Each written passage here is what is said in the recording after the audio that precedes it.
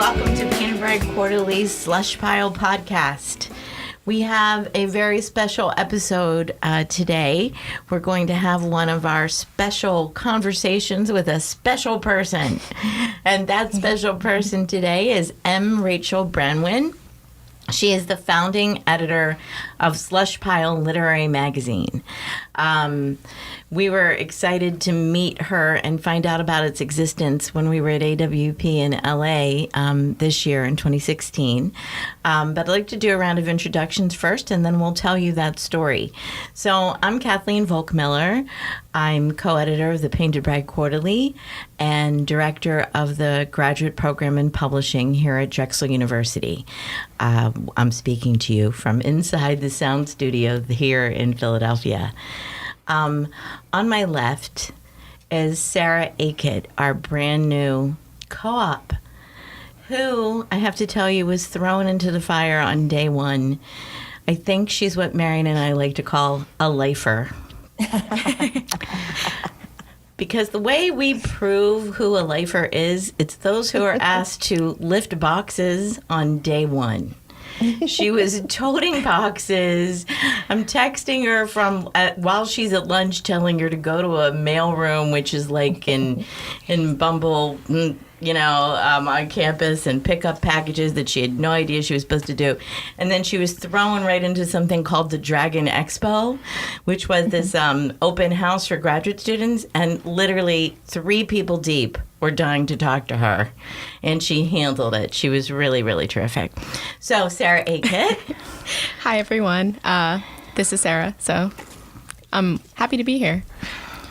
Yeah. My name is Tim Fitz, and I teach freshman writing here at Drexel, and I've been reading with the Painted Bride Quarterly for about 3 years. I think this is my 4th year, and I write short stories and novels. Fabulous. Marion. Hi, this is Marion Wren, and I'm calling in from scenic Abu Dhabi, where it's about 7:15 at night, and I have poured myself the first of many experiments, cocktail experiments, that I'm testing out for AWP in DC. So tonight, I have what I'm calling the Saadiyat Swizzle, which is lemonade and vodka. In preparation for our slush pile. So I give you that. Is that legal in Abu Dhabi? No. I am breaking every little bit of Sharia law. Although maybe I shouldn't say that on a podcast. I have my liquor license, so this is legal. Oh, okay. You got your own finally. Okay, how about our very special guest, M. Rachel Branwen? Yes, that's me. So I'm M. Rachel Branwen. As Kathleen said, I'm the editor and publisher of Slush Pile Magazine. I'm also the longtime senior reader of fiction at Harvard Review, where I'm also formerly the managing editor.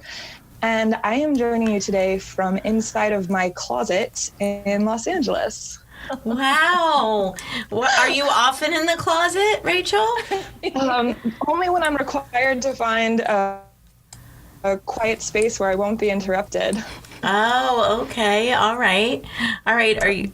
I have to ask, Rachel, can you just give us a little bit more information about this closet? Is it like a walk-in closet, or are you cranked in there with like a slide? It is a walk-in closet. Directly behind me is a pile of clean laundry. My pug is asleep behind me on the cushion that I'm sitting on. And there's also a window in my closet, which is kind of cheerful. And so I have, a cup of coffee and some lemon water and some half-eaten toast. And I'm pretty cozy, actually. Is R. Kelly in there?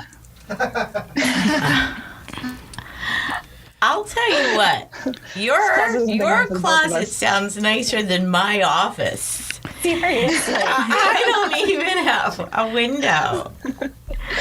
Oh my gosh. Okay, well let me just tell this little bit of narrative. We were at AWP this past year, and we were promoting this very Slush Pile podcast for the first time. And we had this very simple black and white sticker. That, by the way, if you send it as a self-addressed envelope, I'll be happy to send you one. We had these all over our table, and different people, both strangers and friends, were coming by and saying, "Oh, are you part of the Slush Pile Magazine?"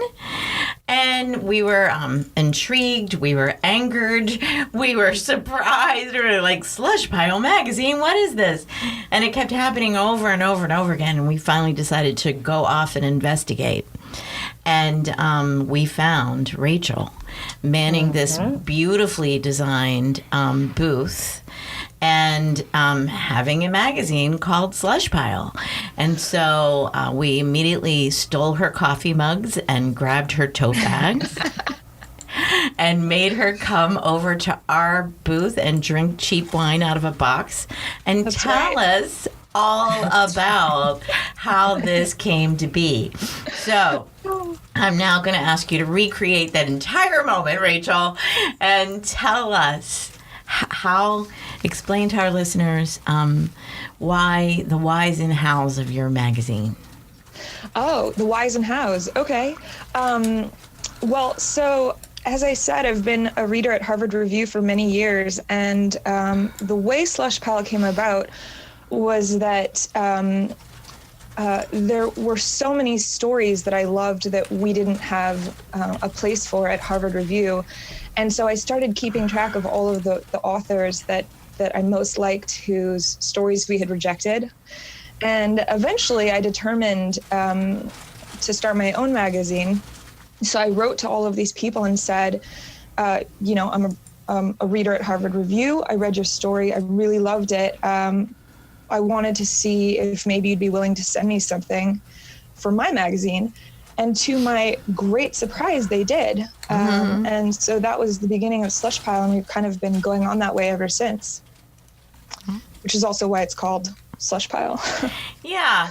Let's talk about that motivation alone. Of course, the Slush Pile itself is something that people talk about, and by the time people hear this podcast, they'll be able to reach back in our archives just a tiny bit and hear a podcast that we did with Jim Hanas of HarperCollins Audience Development, who posits a theory that we should no longer have slush piles at all, and that editors should serve as scouts and just find work.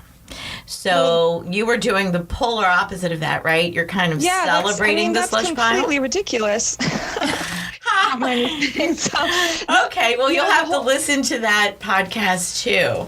But what I'm intrigued by is the how opposite your motivations are, and the the inception, the idea of your magazine at all seems to be a celebration of that very thing, of the slush pile. Exactly.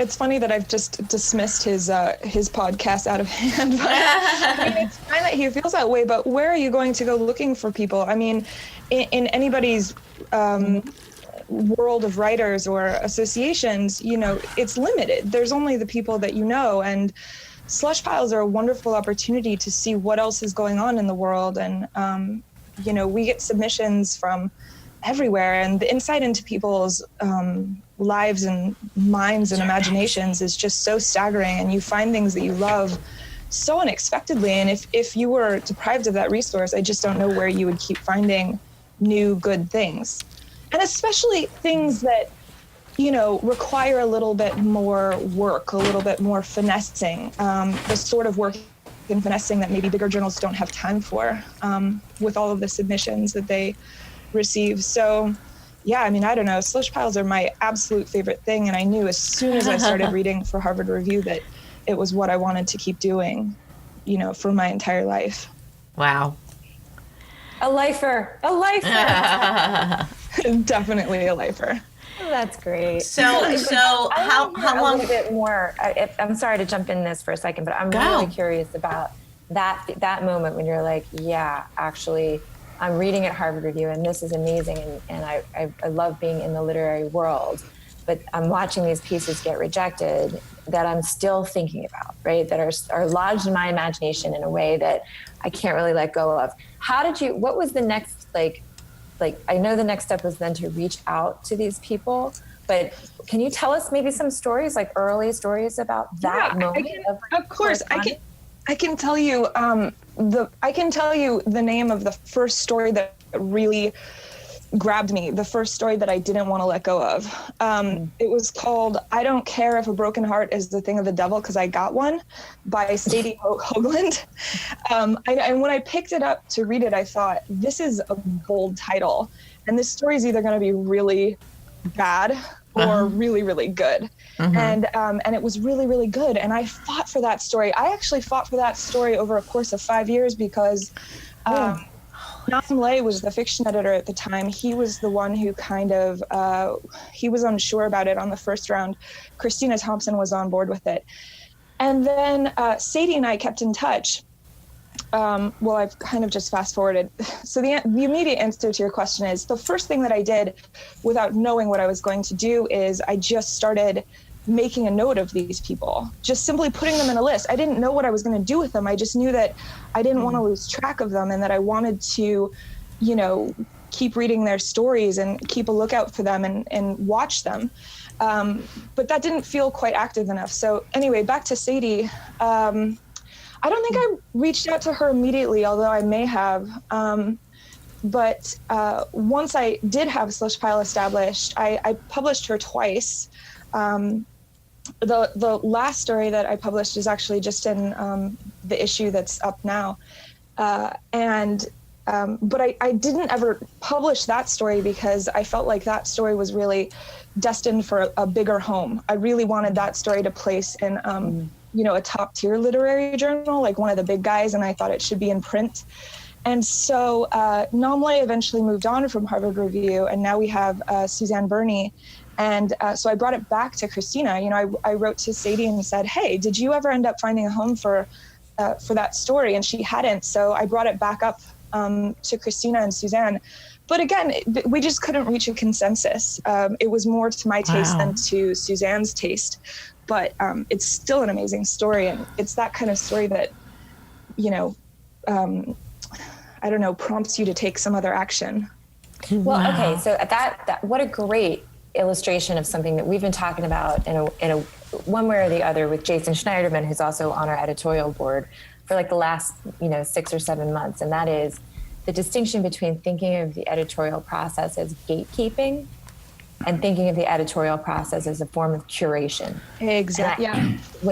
As you speak, it's like absolutely like you've figured out a way of seeing your role as a curatorial role, and you're gathering, even as simple as keeping the list of names, right? Like these are the pieces that are worth. I view it as being even more than curatorial. I would argue that, in fact, it's a position that requires championing, in this day and age when literary markets are so tough and writers are making so little money. I think our job is to figure out how to progress their careers. That's what I think. That's great.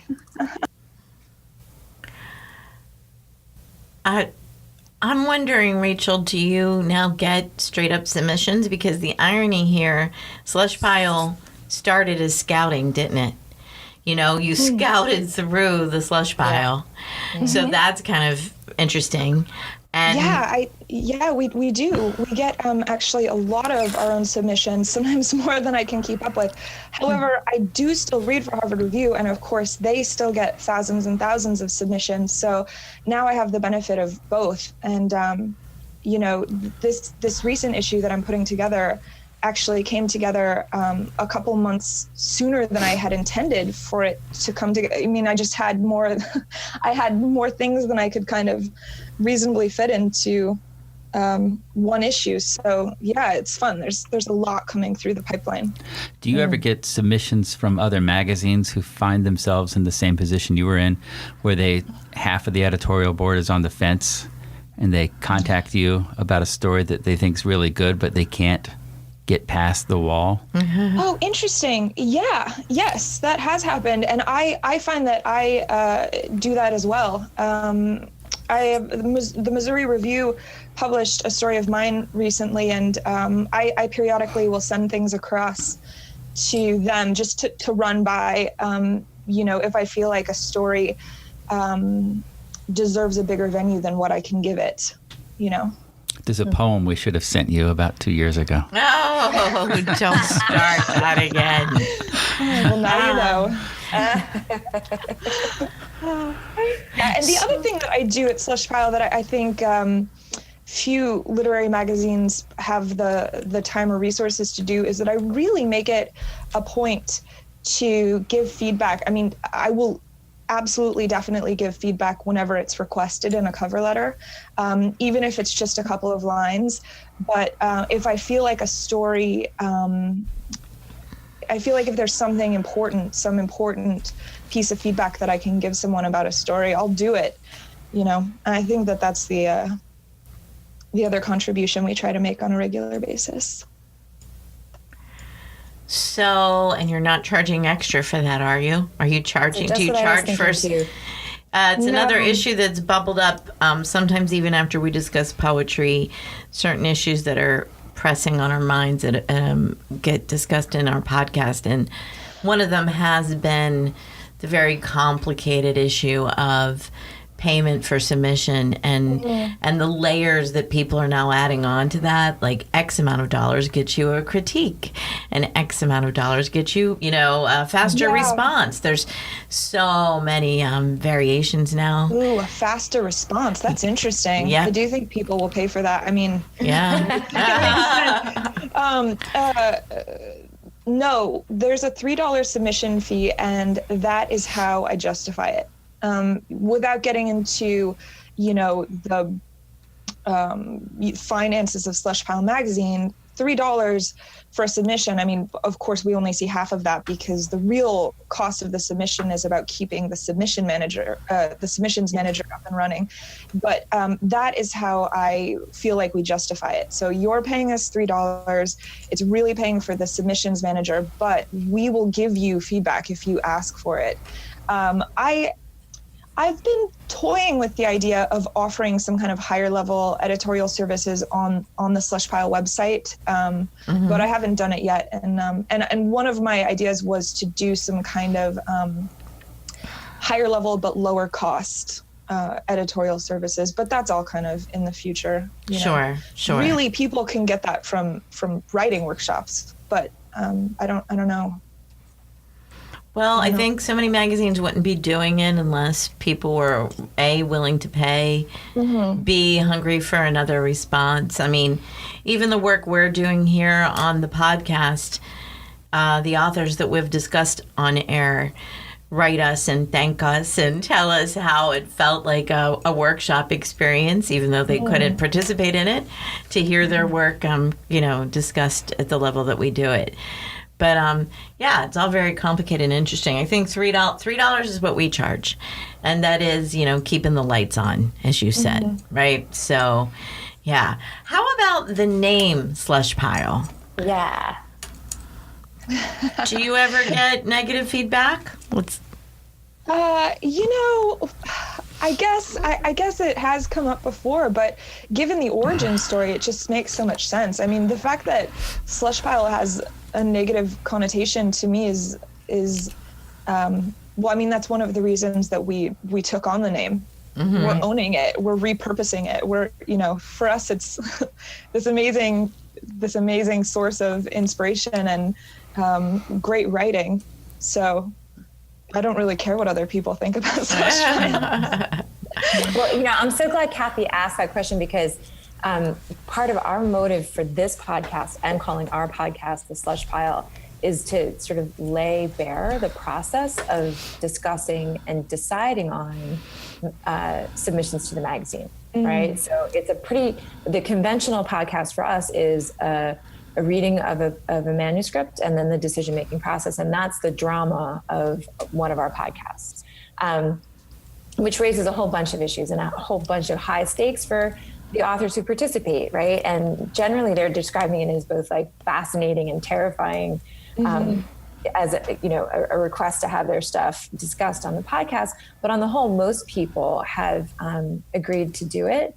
And one or two of them have called out that the title of the podcast is perhaps misleading, that as if we were talking about like less than top quality work. So you know what I mean? Like for us, it was like, PBQ is pretty unique, I think, in our democratic editorial process, that like all of the readers are reading from the slush pile, right? So it's not like we have a band of first readers who then feed it up to the senior editors, right? Right. Everybody reads from the slush pile, and our votes are all equal. So there's a real democratic aesthetic conversation going on here. And that's, I think, part of the liveliness of it, is to have people from around the world saying, actually, this is cool, and I like the way this sounds. Oh no, this plot device doesn't work, or this poem is actually, flattening or getting scrambled in this particular way. So it's just like a rolling conversation about taste, frankly, right? Mm-hmm. But people do feel like, the title of the podcast is somehow diminishing. Mm-hmm. Or they misinterpret what it is, that we're reading the second round stuff or something. I know that we're kind of talking about my project, but can I ask a question about your readers and that whole process? Of course. Sure. Well, I'm just curious. It is a really interesting and democratic process, but how do you account for the greenness of the new readers when they're coming into the fold, or is that just not a concern? Want me to take that, Mara? You can jump in too, because you're doing the same thing. Say about that. Sure. Well, we just have a big enough crew, Rachel. We have at any given editorial meeting in Philadelphia, there can be a minimum of maybe 7 people. There's usually around 9 or 10, and maybe 4 of those are noobs. Okay. I think, And then we have so we have Tim has read with us for 4 years, and Paul has read with us for 7 years, and Brian's been with us 11 years. And so the students who work with us, the noobs who work with us, get their vote, their thumb up or down has the same power, but they're in a conversation with people who have read more. I think they also take some maybe more chances. You get stuff on each side of the spectrum, stuff that never should have gotten to the table, and then they learn quick to maybe read a little more critically. Right. Right. But then you also get stuff that maybe somebody else wouldn't have said yes to, and you get a discussion going. We absolutely have gotten stuff that a student was the one who found. That happens all the time. It certainly keeps the meetings from getting too stuffy. Yeah. Everyone's sort of on the same level. So much fun. Yeah. I would love to spend an afternoon in a room full of people discussing submissions. I can't imagine. Come to It is Philly. Come to Philly. Amen, sister. I'm telling you, that's the thing, right? Like the big secret, like joy of this is that you get to spend like an hour or two every other week talking about these poems or short stories like they're the only thing that matters, right? And for a little while, can I crash one? Yeah, open invitation. You find yourself in Philadelphia on a second Monday or a fourth Thursday, and just let us know. Hit us up. Great. Yeah. Okay. It's really fun though when 2 people on Submittable have said no, and then you say yes to it, and you bring it in and can sway the group. That's really something. Yeah. That is a blast to do. You can think about it for a few days. I mean, this is how I obviously have a really small group of readers at Slush Pile, but at Harvard Review, it's essentially the same process. Well, or at least it's a similar process, but we're all remote, so we're never in the same room just discussing everything together. We kind of are leaving our notes, on top of notes and figuring it out that way. But man, so much fun. Yeah. Yeah, and I have to say, like, the placedness of it, right? Like, this is really a Philadelphia, South Jersey, like, rooted in that neck of the woods, like, for God knows, like, 15 years of the magazine's life. Those meetings were happening in Kathy's kitchen, in her living room, in bars in Philadelphia, and then eventually over at Drexel, right? But it was, really about like gathering people around a coffee table or gathering people around, a plate of homemade hummus at Kathy's house, right? And talking about poems. So there really was like a kind of like, I don't know, like a dailiness and an urgency, because it was like, a bunch of people who were like saving a magazine and keeping it afloat and doing it because they really believed in the project. And at that time, back in like the 90s, it was a risk, right? It certainly wasn't something anybody was getting paid for, right? So it was on top of everything else that we were doing. And it was, thank God we saved it. Thank God we kept doing it. Here we are. Yeah. I mean, I feel I'm sorry. I feel like I have to interject like the history really quickly. So the magazine has been around since 1973 and was terribly grassroots. It was a band of, of artists who took over an abandoned bridal shop on South Street, right? And they made an art center that's still in existence in Old City and this magazine. And it stayed that grassroots for a really long time. My first meeting, the magazine was already pushing 20 years old, and I was invited into a man's living room in Queens Village and handed a glass of wine and given this power and pleasure of reading this work, and that very moment is what I think the philosophy that we've tried to continue with the magazine. And now it's 20 some years later. And we have a staff in Philadelphia, we have a staff in New York, and we have a staff in Abu Dhabi. And every one of them is run with the same sort of open-armed culture. Yeah. And what I would hope great. will continue when we pass it on, which I don't even want to talk about. That hasn't happened for a really long time. A technical glitch. Is this thing on? Hello. So anyway, yeah, that's our story, and we're sticking to it. Yeah, it's great. It's great. Yeah. Well, you know what? I have to. Sarah, are you there? I'm still here. Listen, I want to hear from you. Like, how is it being a new reader for PBQ? I mean, I know you just started and we're lugging boxes last week, but can you chime in on this at all? Do you have anything you want to say? So when it comes to our student readers, we have two different tiers in a way. We have a writing class in which Kathy is the professor, and that's when you really start reading. And as part of Drexel's education, we have 6-month internships in our, the fields that we'd like to go into. And I was lucky enough, I guess in a way, to be the editorial assistant for my second internship for Painted Bride Quarterly. So back in the spring, I took the writing class, and that's when I started reading for PBQ. I think it's really empowering for students. We have, I'm an English major, but some of the students that take the writing class and read for Painted Bride are biology majors or engineering majors, nursing majors. It's a really eclectic group. A lot of them take it because they don't really get an outlet to read and write in their daily curriculum. And so I think to give them the chance to voice their opinion over the submissions and things like that is really empowering and important, because maybe this is a bold statement, but we students are, who will be taking on, literary magazines in the future. And I think that if not given the chance, we won't know what to do. And therefore, will these literary magazines exist? So, yeah, which is a bold statement, but.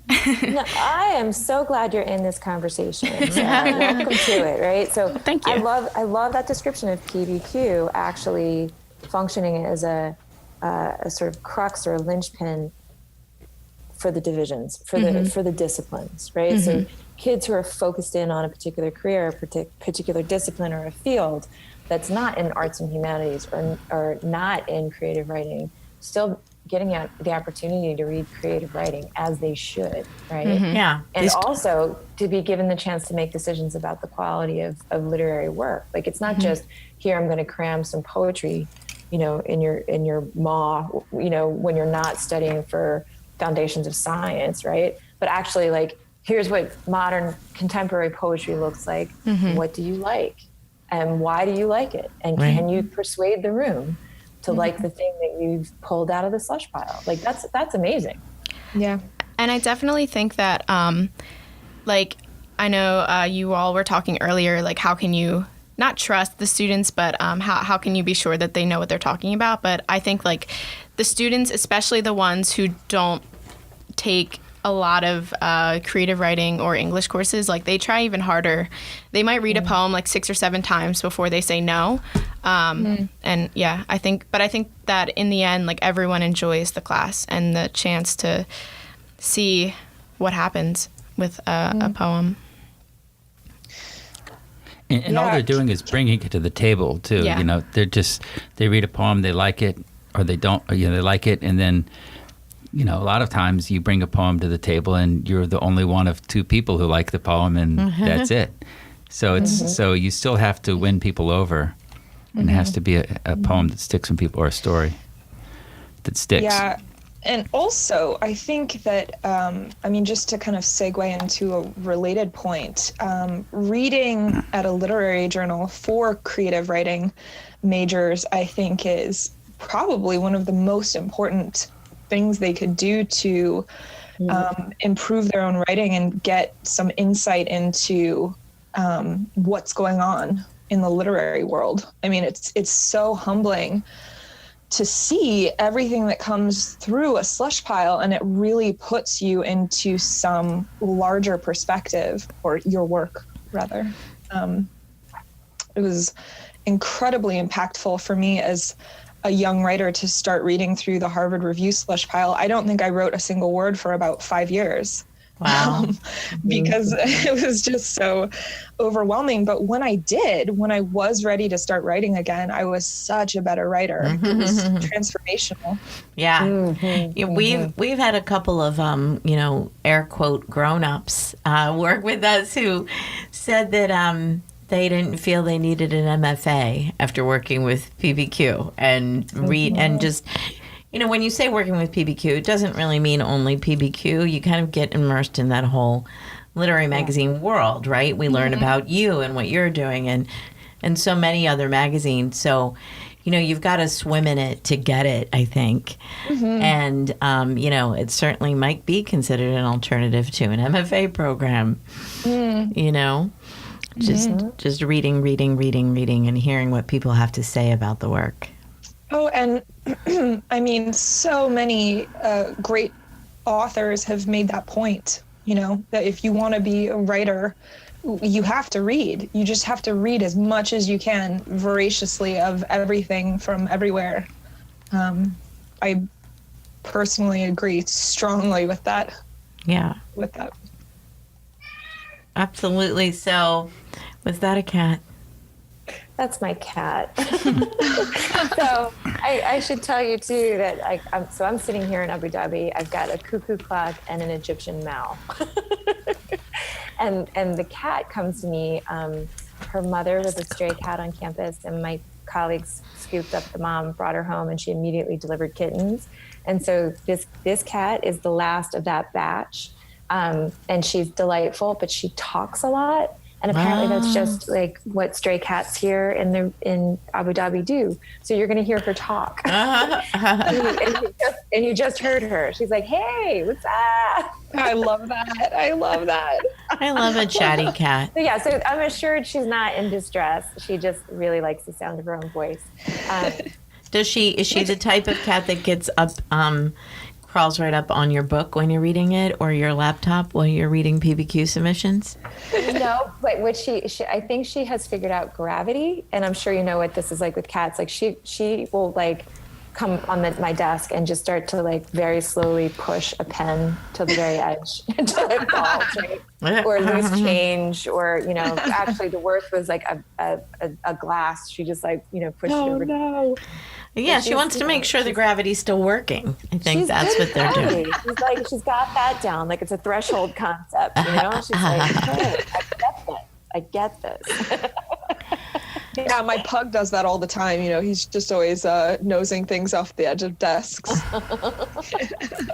Cute. What's your pug's name?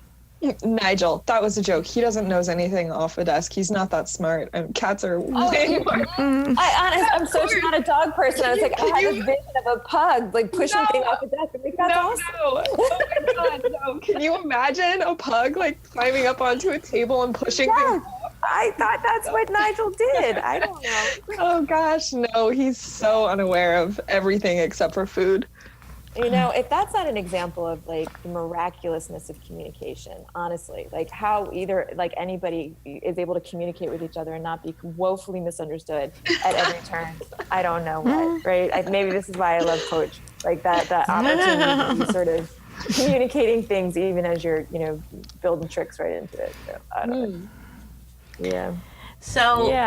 So, does anybody have anything to say about where we're headed? I have a question. If Slush Pile submits to like the Pushcart Prize or Best American Short Stories and those types of... Slush Pile really should. Slush Pile means to. Yeah, you should. Slush Pile just has so little time on her hands. It's on my Slush on Pile my needs a to-do co-op. list. I've been meaning to do that every time yes. The answer is yes in the future. Put the deadline in your calendar now. As soon as we're done with this, that's what I've been doing for a few years now. But there's a gazillion years we missed. But put the deadline 2 weeks ahead in your calendar right now. Thank you. I want to say early December, and then you'll get it done. Yeah. Hey, and so speaking of getting it done, by the way, like I think our listeners really should make double sure to go to your website and click through these issues because they are gorgeous and the writing is miraculous. And that one of my questions for you is the design of the website is like lush and simple simultaneously. So who designs the website, A, and B, where are you getting this art? Because I'm like, the pleasures of like clicking around and seeing these images, like for instance, what is this? Is it at issue 18?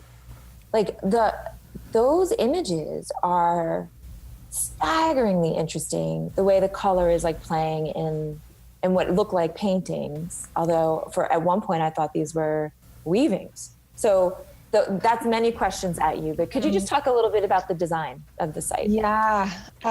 So I designed the basic layout using Squarespace. The art that we feature, my husband actually, he does graphic design and related things. So he helped me with some of the typefaces, sourcing typefaces, and he helped me refine the logo of the woman on the ladder. And then the art, I have a dear friend in Boston who is a painter and an artist and is deeply immersed in that world. And she helps me find all of our featured artists with a couple of exceptions.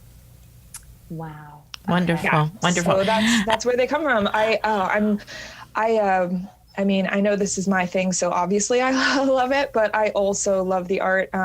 Daniel Benayoun, the last artist we featured, I very nearly dropped several $1,000s on one of his paintings. Yeah. They're really huge. I mean, I'm going to. It's just that we were planning our wedding and it wasn't the right time to make a big investment in art. But yeah, I love them too. Thank you so much for saying that. Really, really just gorgeous. And Kathy, if you get a chance when we're done with this, promise me you're going to go to issue 16. Okay. And click around the art there, just because it's delightful and just glorious.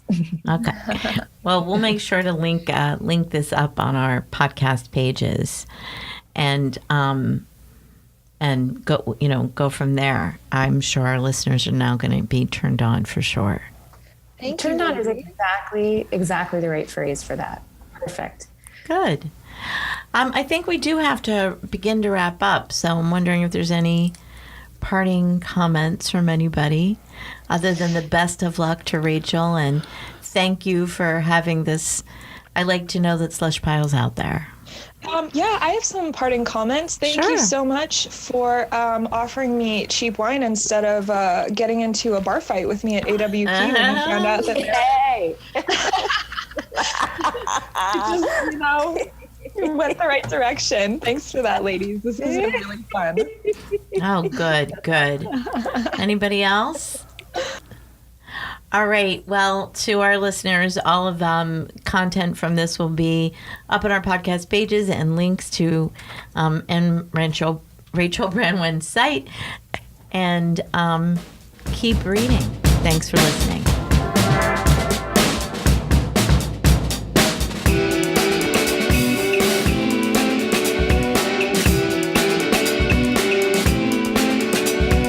Podcast is produced through a joint venture of Drexel University's Office of Information Resources and Technology and the Painted Bride Quarterly Magazine. This podcast is the property of Painted Bride Quarterly Magazine. All rights reserved.